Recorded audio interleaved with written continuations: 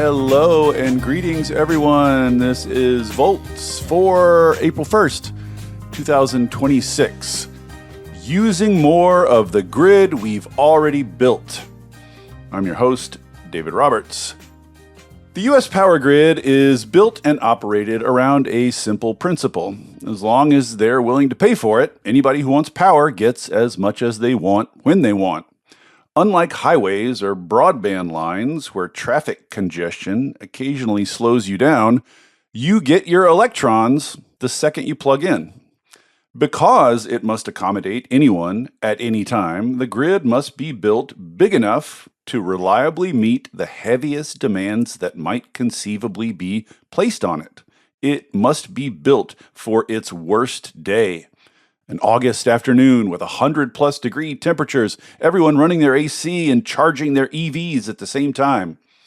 While the benefits of this kind of system are pretty obvious, it's quite useful and conducive to economic growth to have effectively unlimited power at your fingertips whenever you want. But it has significant downside. If you build the grid big enough to smoothly meet the demands of its worst day, most of that grid, most of the power plants and transformers and substations and wires will be grossly underutilized most of the time. Most days aren't worst days. Across the whole country, on average, we are now using about half the grid's capacity. That is low relative to the last 50 years. And now utilities are looking at a surge in new demand from data centers and saying, we need to build more power plants and transformers and substations and wires. All of this will be expensive, all of it will be slow to build, and all of it will eventually show up on power bills, which is a big part of why the average American's electricity costs have risen about 25% in the last 6 years, even as the cost of actually generating power has fallen thanks to renewables.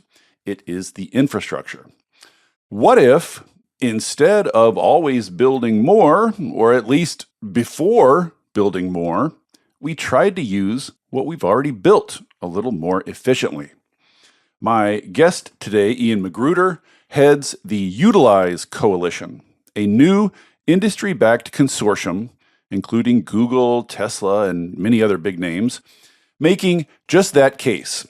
We're going to talk about what boosting grid utilization actually means in practice, and what it implies for electricity bills, the clean energy transition, and U.S. politics.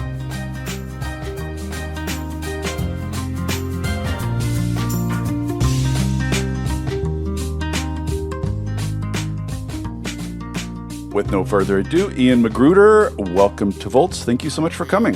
Thanks for having me, David. Excited to be here. Ian, I'm so excited about this. And I thought, as I was sitting thinking about kind of how to introduce all this, I was thinking of saying something to the audience along the lines of, I know this sounds super, super technical and nerdy, but it's really actually crucially important. But then I realize I say some version of that before every single one of my Almost pods, every pod, yeah. Flirting with self-parody. But so I'll just say, this is complicated, but I really think this is a super, super important, super timely debate to be having, a discussion to be having right now. This hits all the hot issues in the power world, in the energy world right now. So people should just focus up. Yeah, I think we have a chance to make grid utilization sexy, or at least interesting in this moment. So for those who are skeptical in the beginning here, I hope we'll have gotten them juiced and excited by the end of this. Yeah, hang out. The word utilization really is just so unfortunate, but there it is. All right. So what do we mean when we are talking about grid utilization? I think when I say that the grid utilization is at 50%, some people might imagine like a big power line, like 50% of the time it has power running through it and 50% of the time it doesn't. But that's not quite right. Like, to help us understand what we mean when we're talking about utilization. Sure. So I think many of your listeners may be familiar, but we broadly think about the grid in sort of three sections, right? You have generation, how we make our power, transmission, how we distribute it across long distances, high voltage, and then distribution, how we bring it to our homes, businesses, sort of the last mile, so to speak.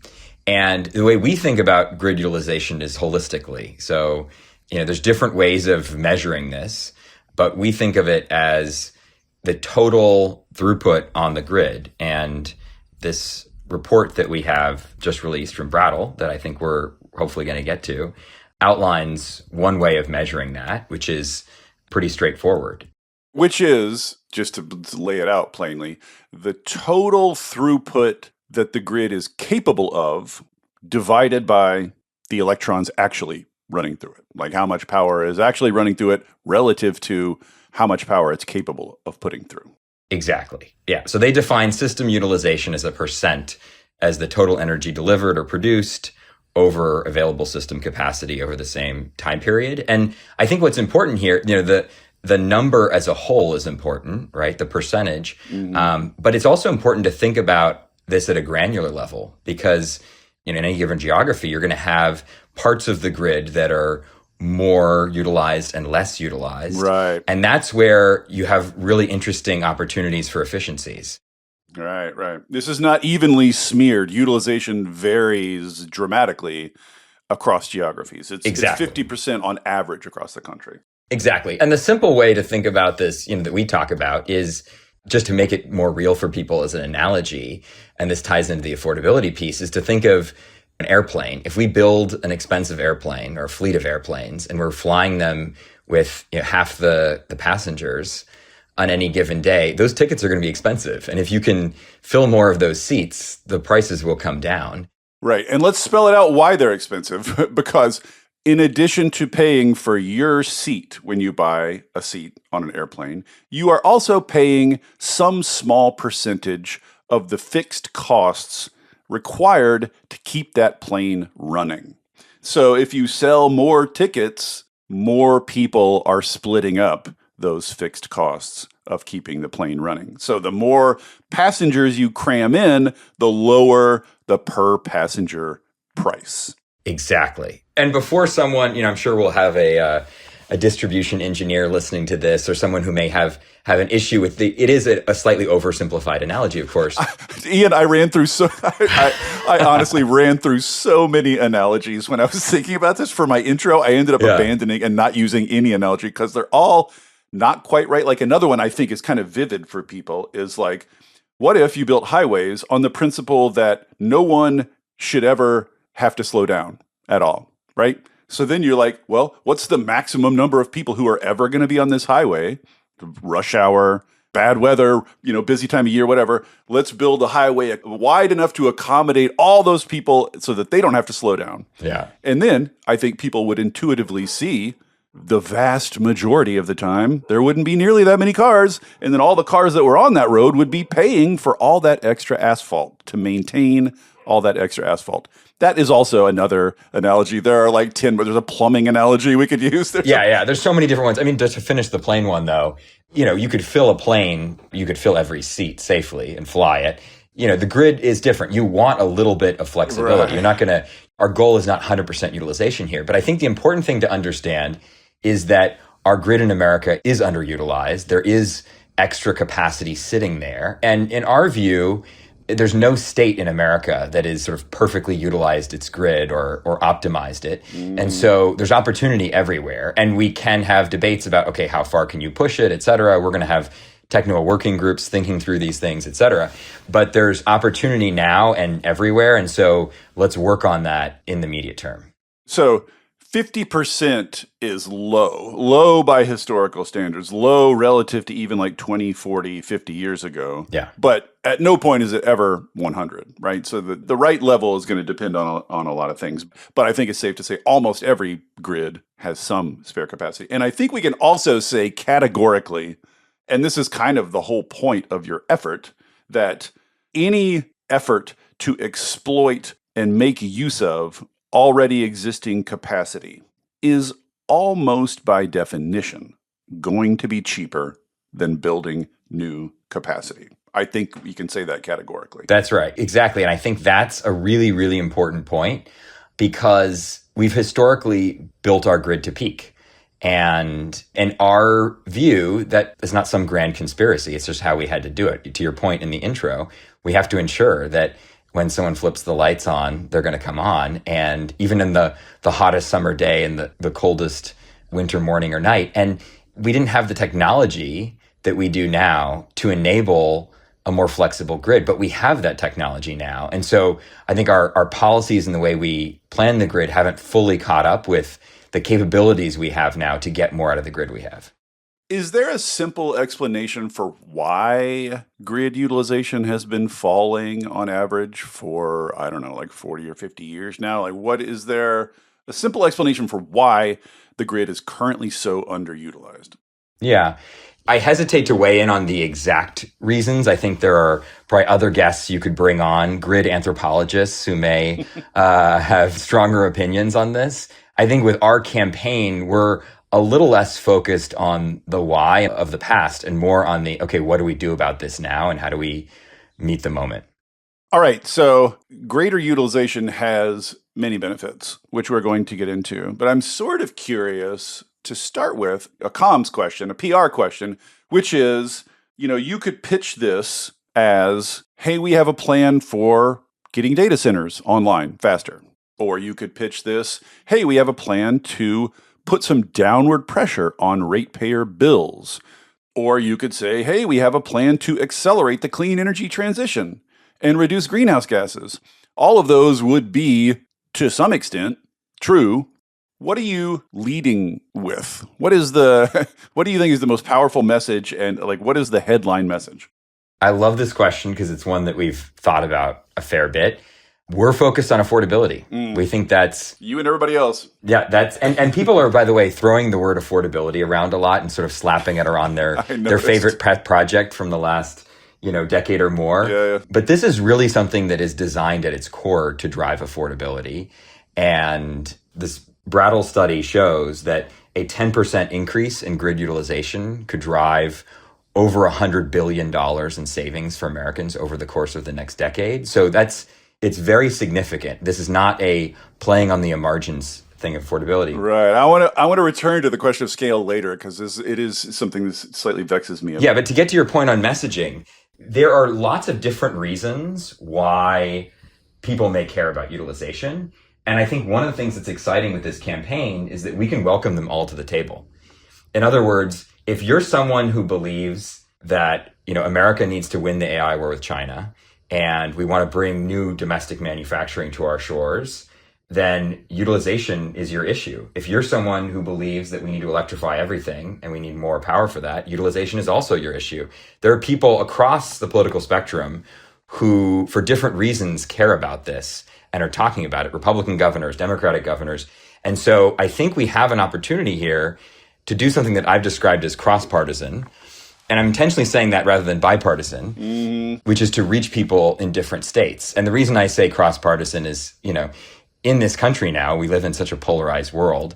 When I think of bipartisanship, I think of the classic, the senior senator meeting in the middle, one party, and a senior senator another, and you kind of hash out some compromise solution that sort of, and that may be the case in certain places. But if we run this bill in a state to prioritize grid utilization, and it's a Republican governor, Republican legislature, you may not need a single Democratic vote to get that done. Or you run in a Democratic state with a Democratic governor, you may not need a single Republican vote to get it done. So it doesn't need to be bipartisan per se. It does need to be cross-partisan.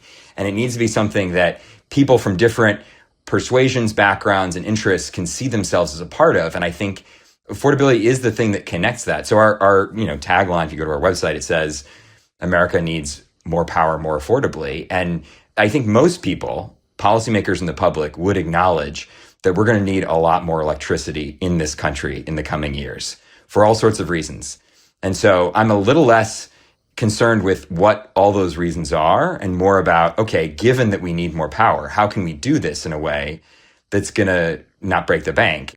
I'm going to return a little bit to the coalition politics later because they are really interesting. And I want to discuss who's against this Sure. and why. But first, let's talk about just so the grid is currently underutilized, and the basic affordability argument is the same as the airplane. You get more passengers in the airplane, you're splitting the fixed costs over a larger group of people. Same exact thing on the grid. The more you utilize the grid, you're sharing the fixed costs of maintaining the grid across a wider group of people. That's the affordability argument. So what are the mechanisms whereby we can boost grid utilization? How do we use more of the grid more of the time? I mean, I guess the way to frame this, I think, is, and we mentioned this in the intro, is the size of the grid is pegged to the size of the peak, of the highest peak, right? That is the size of the grid. So when you're thinking about how to use more grid, you're mostly thinking about reducing peaks, I imagine. Like most of the policies are going to circle around that. But I'll just throw it open to you. So what are the mechanisms for increasing utilization? So there's a wide range of things that can increase grid utilization. Everything from distributed resources, demand response, grid enhancing technologies, advanced conductoring, large load flexibility, et cetera. But let me just walk through a few examples from some of the organizations that are coming together to support this effort. As a preface, there are policies I can imagine increasing utilization on distribution grids. And then there are policies I can imagine increasing utilization of long distance transmission, like the aforementioned grid enhancing technologies. From what I can tell from your literature, the coalition is mostly focused on the distribution side, on DERs, VPPs, that kind of thing. Although you do mention transmission and you do mention reconductoring and grid enhancing technologies in the literature. So I'm just sort of curious, like on the distribution versus transmission thing, is the coalition attacking both sides of that? Yeah, we're looking at this holistically. So like I said in the beginning, distribution, transmission, generation, we want to look at this sort of the whole picture. And you're right, there are certain technologies that can help with certain parts of it. So I wouldn't want to over-index on the folks that are supporting the effort, because we're really taking a tech neutral approach. Instead of trying to, and this actually gets into the policy strategy, instead of trying to mandate a specific technology, we think that a smarter way to do this is to really prioritize grid utilization as a metric and sort of a guiding principle, and then let the best, lowest cost technologies win the day. Okay. Well, I'll get to policy, but first I want to help people understand when we say DERs, people are familiar with these, just EVs, EV chargers, solar panels, home batteries, we talk about it all the time on Volts.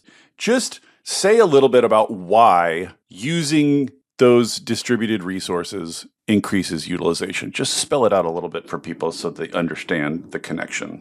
So let me just walk through a handful of examples from the various companies that are involved in this effort, just to help illustrate, I think, some of the technologies that can help with this. So Google, they're building data centers. They just announced a gigawatt of flexibility that they have enabled on the grid. And they're committed to flexibility through, different mechanisms, right? They're putting batteries on site at their data centers. They are finding new ways to move compute around so that you can actually ramp up and down data centers, within certain limits. It's not possible everywhere. But Tyler Norris, who's now at Google, wrote this seminal study while he was at Duke that I think a lot of people read and got a lot of buzz, which essentially said that if we can limit the usage of these data centers just, a few hours a year, essentially, you can bring them online so much faster without meaningful upgrades that are expensive and time consuming. Yeah. And I should say the day we're recording this, which is Wednesday, March 25th, I released today a podcast with Jesse Jenkins and Astrid Atkinson specifically about data center flexibility, running in some detail through all these options, having a little on-site power of your own, having some flexibility in your compute, and then having flexibility on the utility side, right? The flexible interconnection arrangement. So that's all kind of on the, I guess what you'd say, the transmission end of things. Right. So that's one example. Exactly. And just to sort of further illustrate this point, Google recently announced this new data center in Minnesota. And part of what they're doing with that is with Form Energy, the largest battery deployment in the world. Long duration batteries. Long duration, exactly. But the other thing they're doing that I think wasn't picked up quite as much is they're also putting $50 million towards distributed batteries in the community in Minnesota. Yes, as I've been, Ian, as I've been preaching for over a year now, they are buying distributed capacity. Exactly. Which means household level capacity. Right. And what they're doing with that program through Spark Fund in this distributed capacity procurement is literally putting batteries in the community. So it's actually front of meter batteries, not necessarily in homes in this case, but in church parking lots. And, interesting. Yeah. You could imagine batteries behind a Walmart or wherever in your community about the size of a shipping container. So these are not a giant field of utility scale batteries the way that, California and Texas are doing it. It's that underexploited middle, right? It's not residential. It's not utility scale. It's kind of like whatever, your 20 megawatt, kind of like front of the meter community scale, I guess. I don't know if we have a technical term for it. Exactly. And that is a really interesting and exciting model because it also creates some resiliency in the community, right? Having batteries spread out as opposed to just located in one. And it gets to this question you had around, so how do you enhance utilization? There are instances where instead of upgrading an entire distribution circuit, you can plop a battery somewhere and manage it more dynamically. And so that may be more cost effective. A few other examples. Renew Home has the ungodly number of Nest thermostats that they manage. We had them on too. I think they run a big VPP, mostly composed of thermostats. Exactly. And those are the kinds of things you can preheat or pre-cool your home depending on, when the grid needs that power. And a lot of places they have, gigawatts of capacity actually across the country now that is just waiting to be turned on, right? If we have the right incentives in place. Span has, I think you've brought them on your pod as well, smart electrical panels that can dynamically manage the appliances in your home and ensure that you're using less power when the grid is, electricity is more expensive and the grid needs it. And you shouldn't have to manage this yourself. It can happen in the background. Carrier is now putting batteries in heat pumps. Yeah, and they're putting them in air conditioners. Air conditioners, exactly. Air conditioners and heat pumps are going to be battery enabled. I'm going to do a pod on that for sure. Air conditioners especially are just like ubiquitous. They're everywhere. Like if Carrier put a battery in every AC it sold, that is like overnight the biggest VPP on the planet, I think. Absolutely. And if you imagine, the hottest summer day, right, which is when peak demand typically occurs in most parts of the country, or the coldest winter morning. In either case, it's heating and cooling that tends to drive that peak. And so if you think about if every HVAC unit in America one day was battery enabled, there's hundreds of gigawatts of capacity that we could enable. And I think that's such a big deal. And a final example on this, Verus is building data centers that are totally flexible, battery enabled, low water usage, et cetera, et cetera. So there's multiple solutions here that can help drive affordability and better grid utilization. And our approach is instead of picking any one of those, although I'm clearly very excited about all of them, and there's many more we could mention, right? Advanced conductoring and dynamic line rating, when we think about grid enhancing technologies, right? There's so many things we have now. And I think another important point is that the technology has come a lot further. So, we've been discussing in this country non-wires alternatives, et cetera, for a decade. Yeah, and like demand response, all this stuff is very old. And if you talk to the companies, they get frustrated because they felt like they've been, in many cases, stuck in pilot purgatory. And their technology is proven now. We don't need to keep piloting it. It's ready for scale. Yes, as Jigar Shah is fond of pointing out, they've been using this stuff in normal operations in Europe for years now. Like they're well beyond the pilots.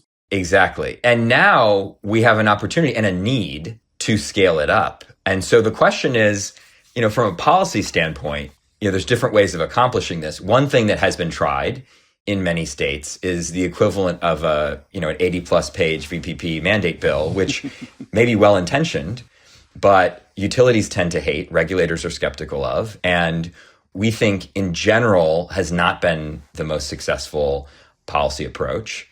And so our policy approach is to say, what if instead of mandating any one given technology, we set utilization as the North Star, let the best, lowest cost solutions win, and not set up more individual pilot programs, but really incentivize this at scale and let us really bring these resources to bear. You discuss a wide variety of solutions, and there are a wide variety, transmission versus distribution, like household versus front of the meter. There's a million different ways of increasing utilization. But in the end, I'm going to ask this question. Isn't it mostly just putting batteries everywhere? I think that's a big part of it. Aren't all grid problems, in the end, don't you just need to put batteries everywhere? I think that is definitely a big part of it. They are a piece of every solution you mentioned. You might have noticed like every individual solution, there's a little battery hiding in it. Yeah. And, some people are starting to talk about batteries as like the next shale boom, right? That Love it. This is something whose time has come. The price of batteries has fallen tremendously. And I think a lot of people haven't quite wrapped their heads around this. And so, we're going to need batteries, to your point, everywhere. Businesses, homes, front of meter, behind the meter, in your vehicles, all over the place. And batteries, thankfully, now that they're so much cheaper and still coming down in cost, have the potential to, I think, solve a lot of this. Yeah. One aspect of using your existing resources more, like the Brattle report actually raises this.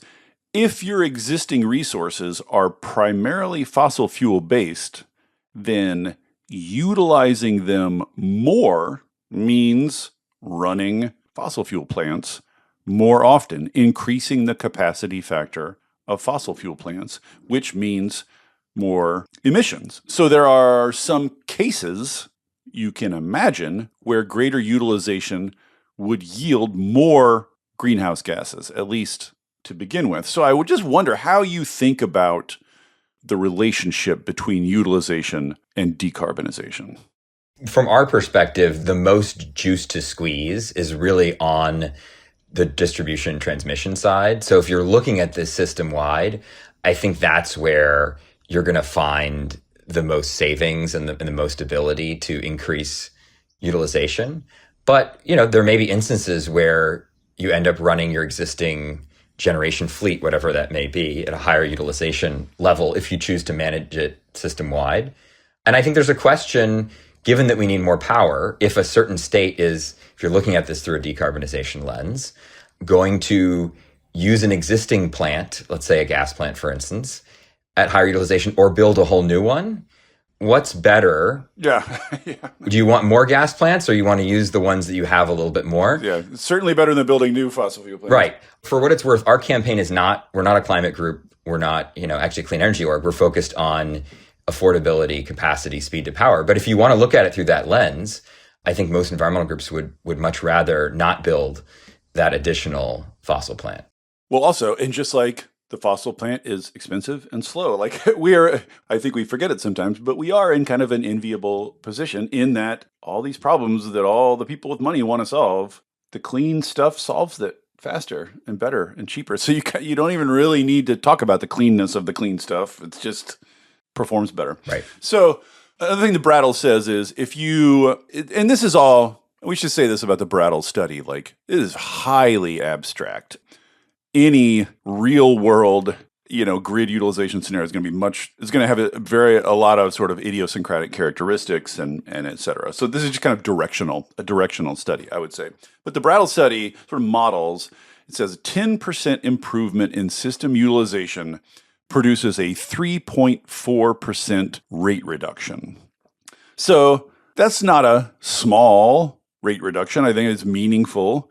What I kind of want to wrap my head around is how big of a deal is a 10% improvement in system utilization? Like do we have any sense of how heavy a lift that is? And I guess it'll obviously vary from grid to grid, but is this the kind of thing where there are a few switches they could flip and boost it 10% tomorrow? Or is this like the work of years? You know what I mean? I just want to wrap my head around how big of a task is this for utilities? Sure. And just to situate ourselves, the Brattle report we're talking about is called The Untapped Grid. Those who want to dig in and read the whole 40 pages can, it's linked in the show notes, as they say. Fantastic. Dig into it. And I think we'll enjoy it.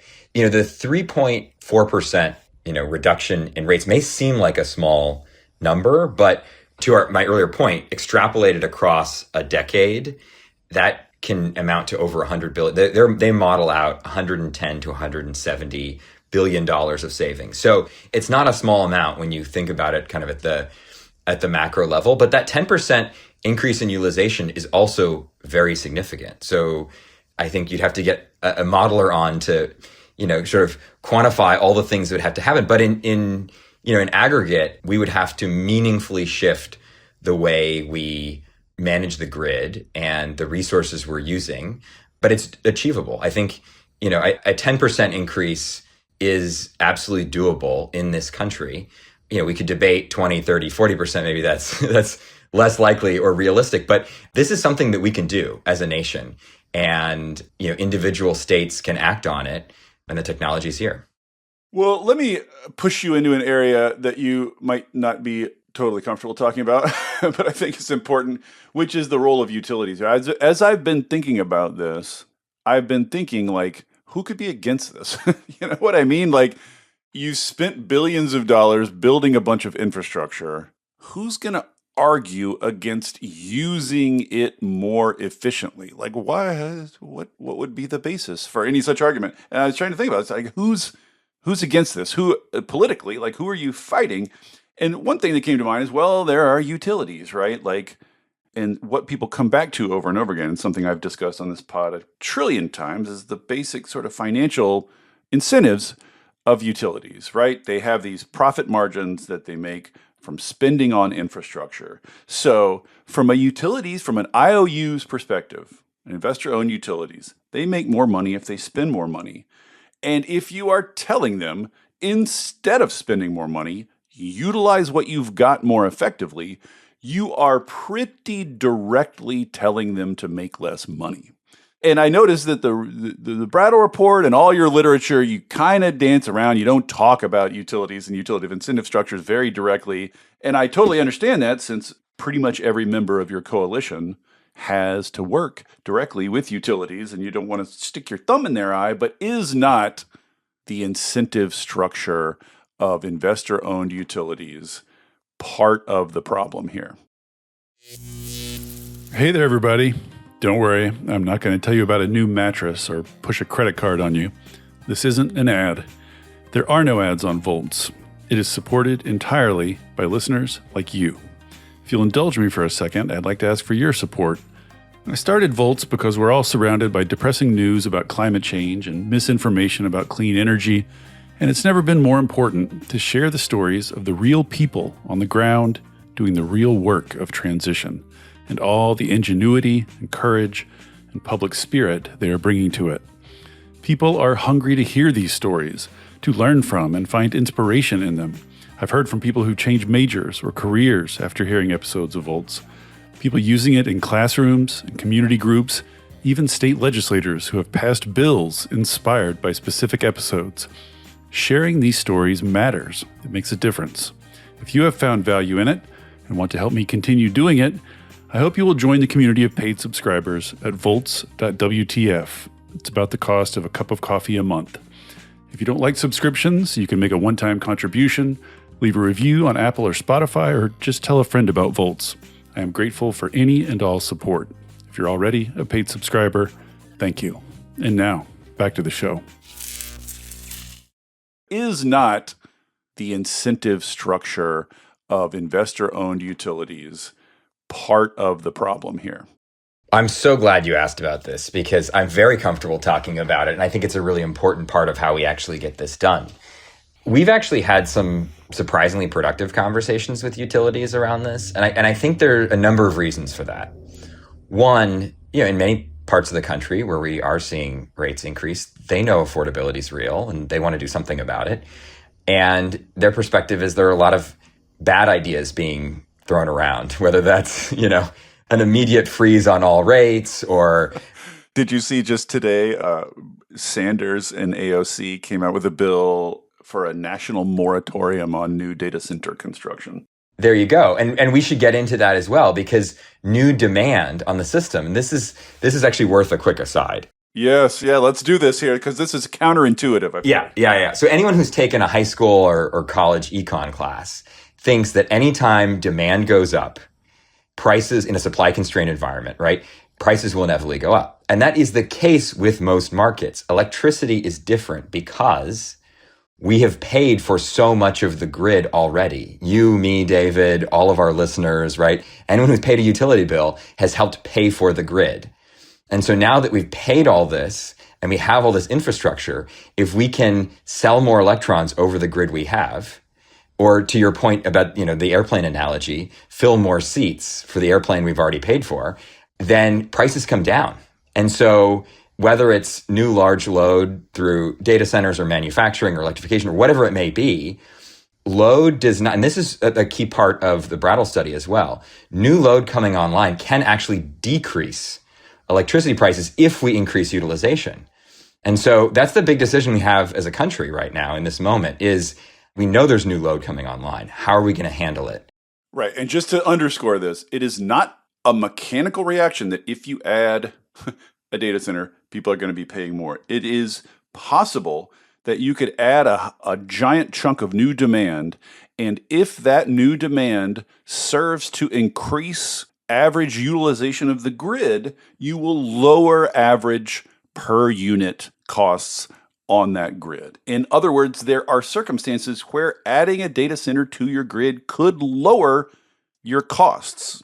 That could happen. It's not exactly. That's not inevitable either, right? Neither effect is inevitable or mechanical, but we can make data centers work for us to increase utilization and thereby lower costs. That is a very important point. Exactly. And so coming back to your question around utilities, and I think how, we're in our early stages of having a lot of these conversations, but our grid is aging. We do need to make upgrades to the grid. We're not a group that's saying, don't build any new generation or stop upgrading the grid. Those things are going to have to happen. Actually, can we have an aside about that too? This Sure. is the aside portion of the pod. Just because I want to address that directly too. There is a sentiment, I think, in some circles in DC, among, I think, I guess you would say the abundance-coded bros. They want abundance. They want more, more, more. They say we need to grow, grow, grow. That's kind of their fixation. And so when environmental groups, green groups respond to them, hey, instead, let's increase utilization, it sounds to them, or I think they perceive it as a kind of backdoor degrowth strategy, as a way of avoiding building more, as a way of avoiding expanding the grid, as a way of avoiding building, basically, because they think green groups are allergic to building.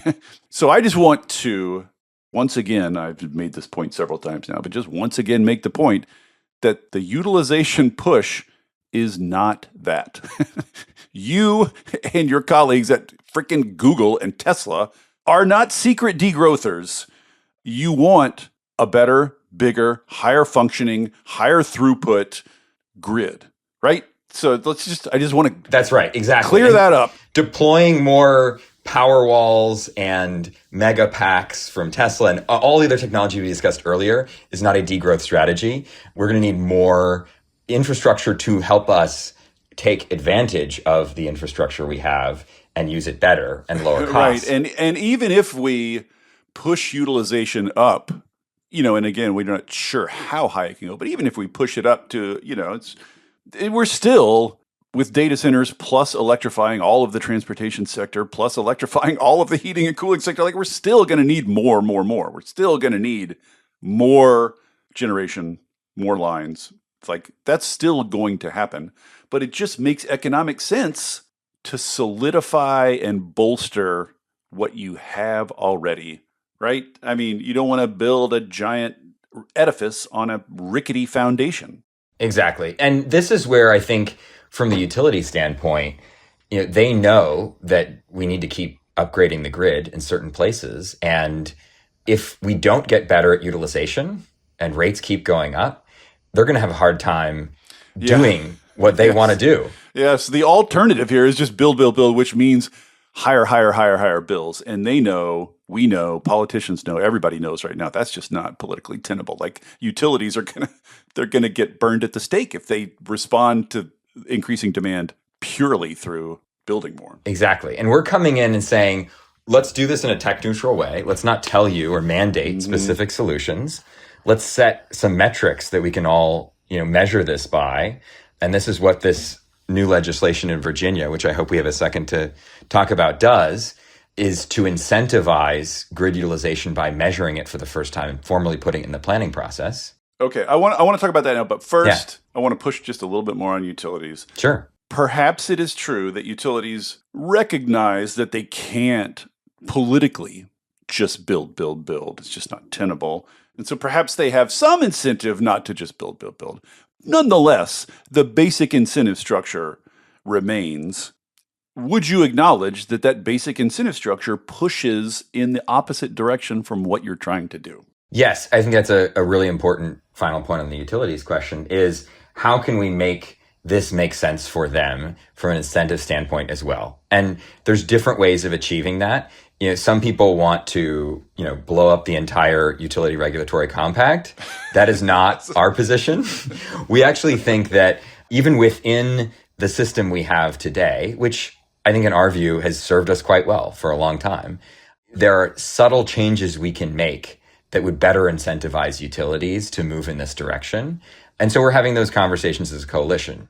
And one way of doing that is just saying, hey, utilization is X, make it X plus 10 within 10 years, right? I mean, if you want to give the utility an incentive, sure, passing a law that says it has to do this would be a great incentive. That's right. And there's also, shared savings models is, one thing we're exploring or discussing. So you could imagine if a specific policy provides significant savings for end consumers. Yeah, Brattle pitches this, that utilities could make more money doing that. Perhaps, right, depending on how you structure it. And I think those are things we have to take seriously because I think, this is how a lot of the companies have been thinking about this is that they're tired of sort of going to war with utilities, fighting over these things, slow deployments. Everybody's exhausted by that. I have to assume the utilities also, right?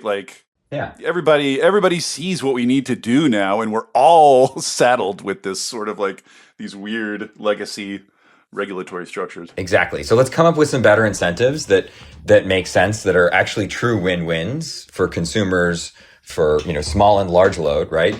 And for utilities. And I think that we have an opportunity to do that. Then let's talk about Virginia, because I don't know if you planned it this way, but it's quite handy to sort of launch your coalition on the back of a big victory. The Virginia bill is a big and explicit victory.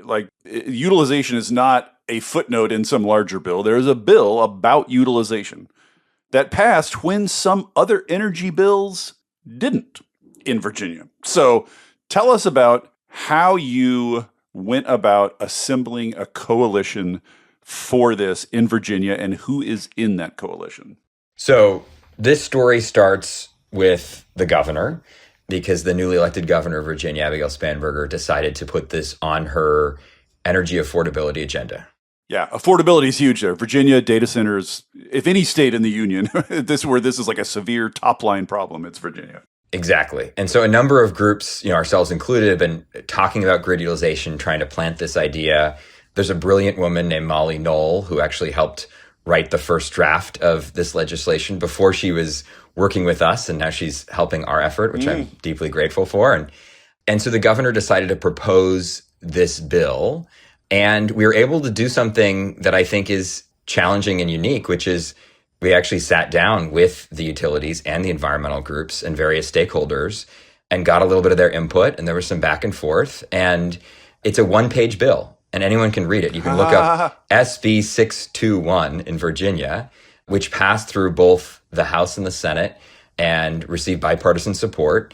And really what it does is two things, in essence. One, it, for the first time, requires utilities to provide grid utilization metrics down to the substation and feeder level. And two, it allows these metrics to be used for the first time in the planning process. It actually rolls it into the IRP and the formal planning process, and allows the commission and the utilities to find the best, lowest cost solutions. It mentions a whole bunch of the solutions we've talked about here today as potential contributors towards improving grid utilization, but doesn't require or mandate any of them. And we see this as a really important step in the right direction towards incentivizing utilization. I think the commission's excited about it. Question about this bill. When we talked a while back, months back, about this all coming together, me and you and Pierre Lafarge discussed, possible policy tools to do this. And one of the things we discussed was the equivalent of, I know Volt's listeners will be familiar with renewable portfolio standards, right? You tell the utilities in a state, you have to increase the percentage of clean generation on your grid by X amount by X year. Very familiar policy.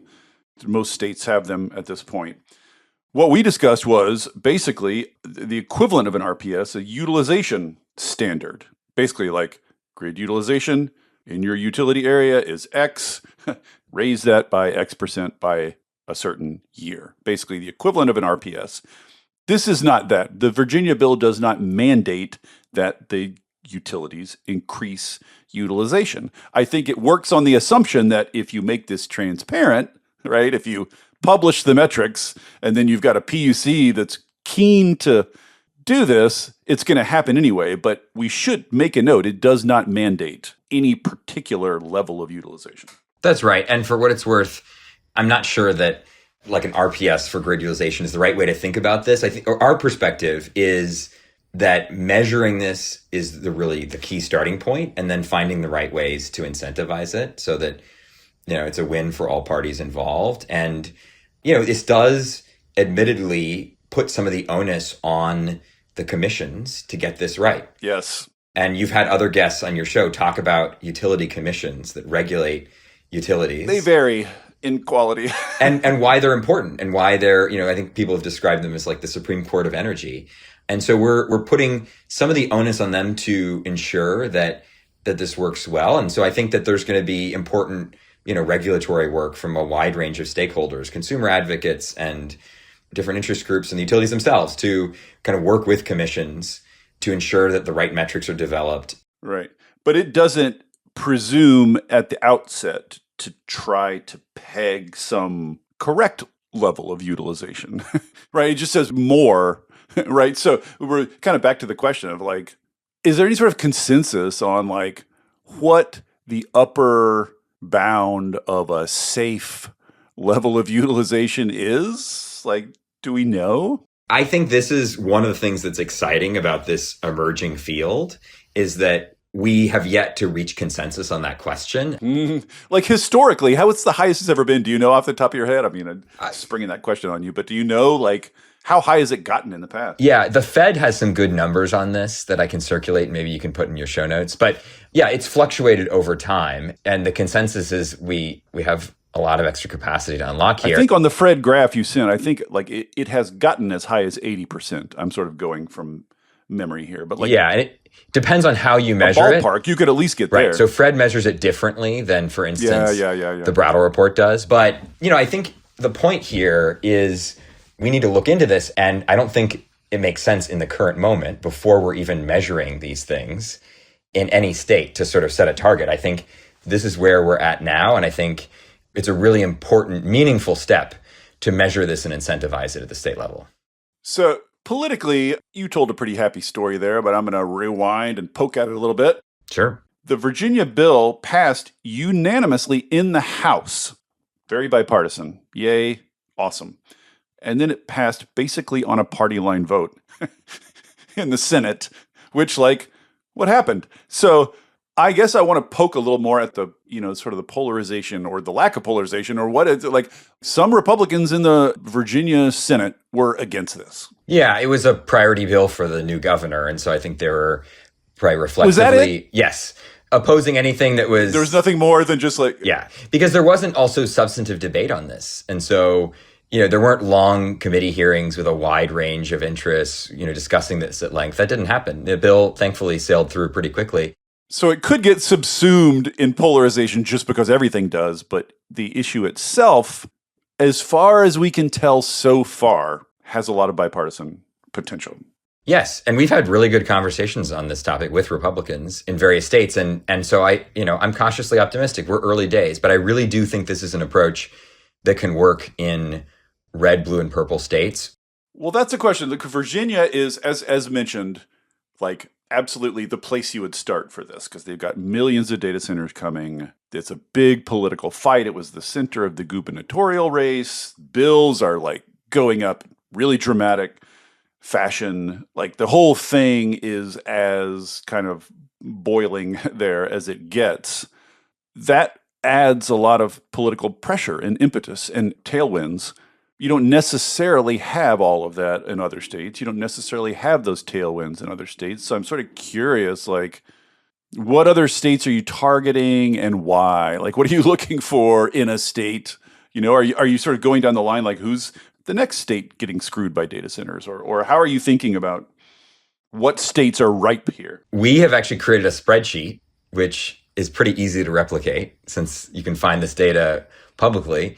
And we've looked at where are states where load growth is happening, right? Demand for electricity is going up and rates are increasing. The price of electricity is going up.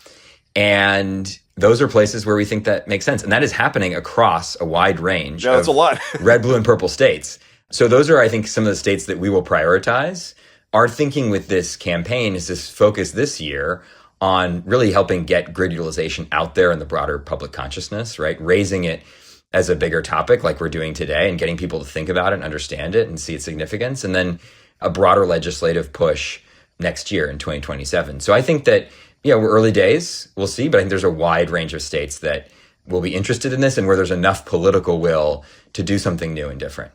I want to believe, I know you don't want to get ahead of yourself, but is there a red state where there are active discussions happening where we might actually see this break out soon? Something happen soon in a red state? Sure. We haven't decided all the states that we'll be focused on, but, there are Republican leaders who are talking about this across the country, including, the governor of Indiana has talked about the importance of bringing down utility bills. And the current DOE has been talking about this. So Secretary Wright has even said, we got to get more out of the grid we have. Catherine Haresa, who oversees the Office of Electricity at DOE, talks about her stabilize, optimize, and grow agenda. And that second bullet point, optimize, is really about what we're talking about here. Yeah. It seems to serve everyone's interests, but I just don't trust anything these days. And I guess, a lot of what I'm poking at and trying to get at is there, maybe it's too early in all this to even know, but is there organized opposition to this? Is there a faction or a constituency that has some sort of principled or empirical case to make against this? Is there anyone against it? Yeah, I think the biggest barrier to this is the status quo. And yes. And it's easy to just throw out there, but let's break down why that's the case. We have historically built our grid in America to peak, and we've had to do it that way.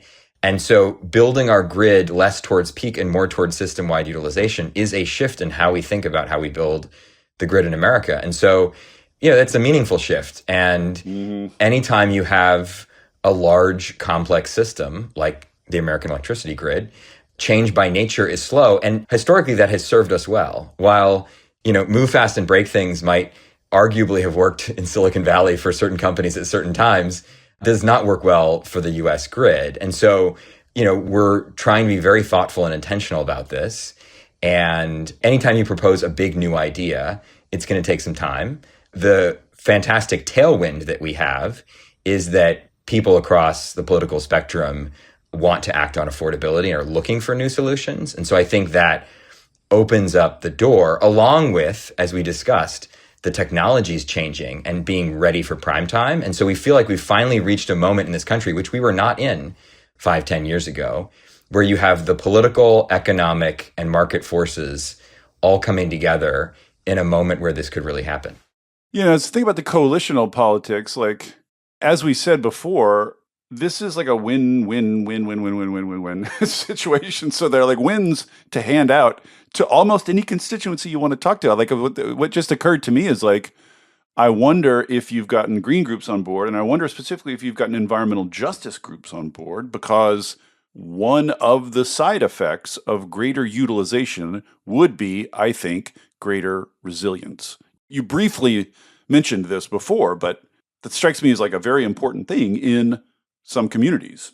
Absolutely. And that is, there's going to be a wide range of constituents that we need to engage. We are in the early days, so we have certainly not spoken to everyone, and we're going to have to sit down with a lot of different groups. And I think one of the things that will make this easier is that we're not a trade association, right? I'm not out representing any of the companies I mentioned on a whole wide range of issues. We're a campaign coming together to work on one thing and one thing only.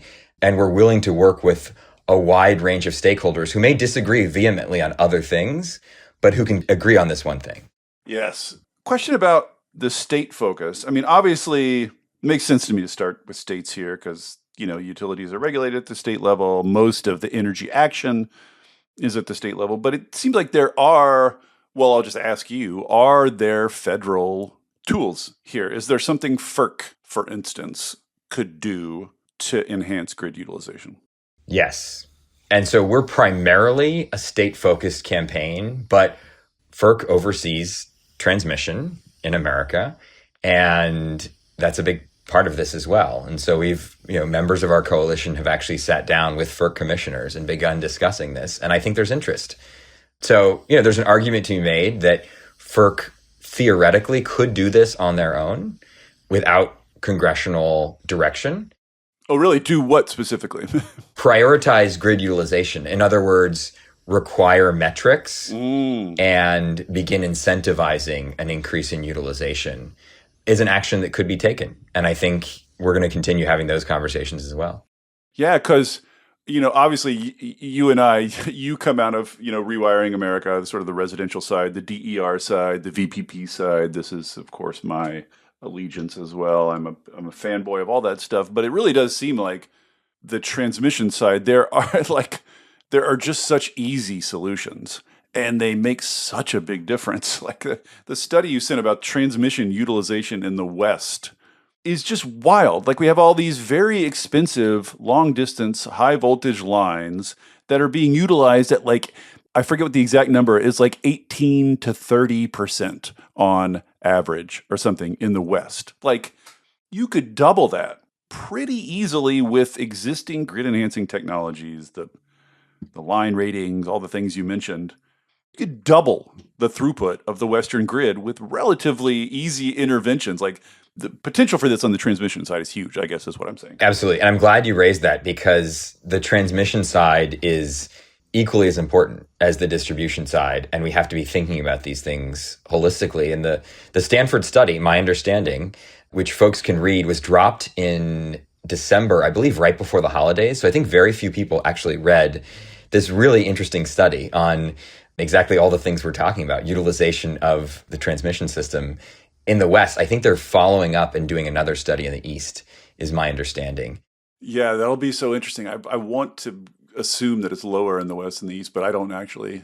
We'll find out. We often get counterintuitive results from grid studies. So right. You're touching on something really important, which is I think more research needs to be done in this domain. And we're eager to work with a wide range of partners who continue this research. We think the Brattle study is a really great foundational piece.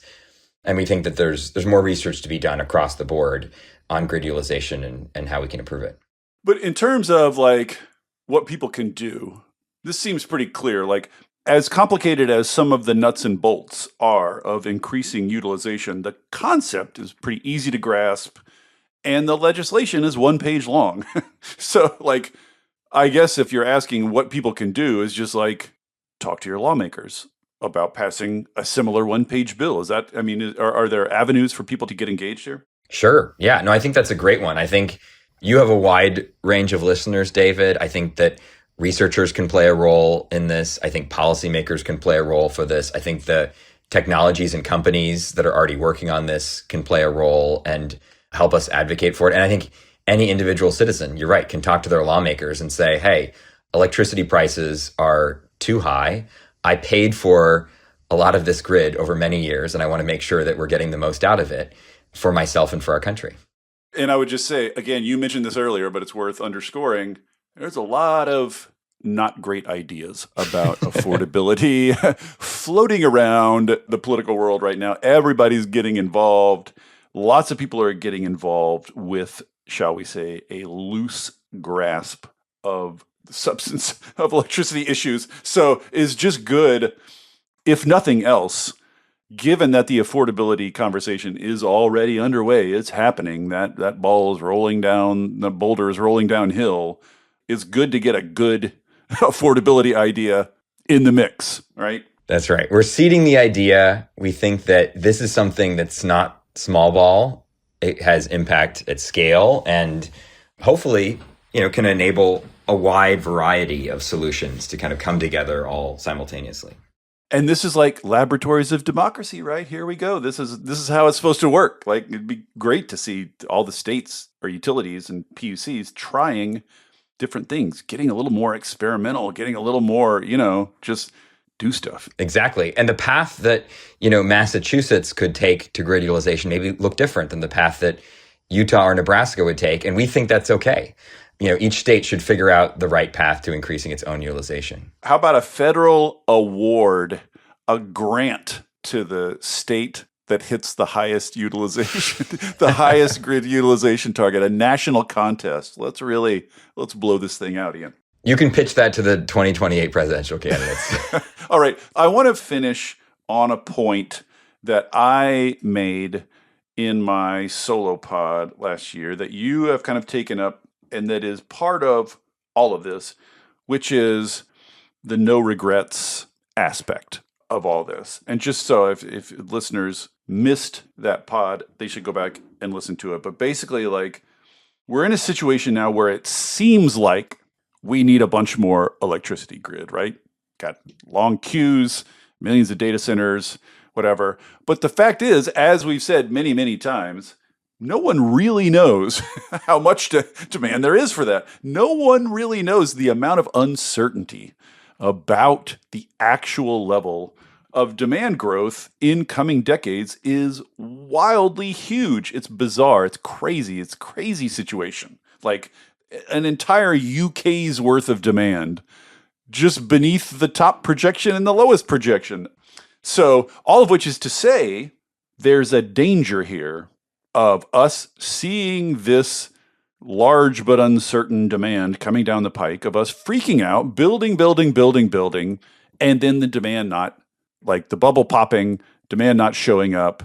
We've been through this in this country before. So with that, I'll hand the point to you to make the point. Yeah, it's one of the big things that, coming back to these utility commissions and these, the Supreme Court of Energy, so to speak, if you walk around the halls of NARUC, right, the National Association of Regulatory Utility Commissioners, where the regulators and the utilities and various interest groups come together, there are a lot of people talking about this and thinking about it, right? How much of this is real? How fast, do we have to move on these things? And there are big questions. We're going to need more power. We know that. But how much, how fast, et cetera, these are big questions. And I think you've said it really well, which is we see utilization as the no regrets approach, which is regardless of whether or not, you see some sort of a bubble or cyclical changes in demand here, getting more out of the grid we have will serve us well for the long term, regardless. Yes, it would be beneficial in any scenario, right? I mean, that is sort of the definitions of a no regrets policy. Like, no matter what happens, it will be better for us if we're utilizing the grid at a higher rate. Exactly. And also, like, to again, groping around grid analogies, this is what grid people spend half their lives doing, groping for good analogies. But I think about this as the analogy I try to use with people is like the DERs and the VPPs are sort of filling in gaps at the distribution level, right? So I think of it as like caulk, like sealing up the cracks, making the joints firmer, building just a firmer foundation upon which we will go on to build a lot more, right? More transmission lines, more power plants, et cetera. But no matter what you want that foundation to be as strong as possible. And that's kind of higher utilization is sort of a proxy, I think, for kind of the strength of the distribution grid.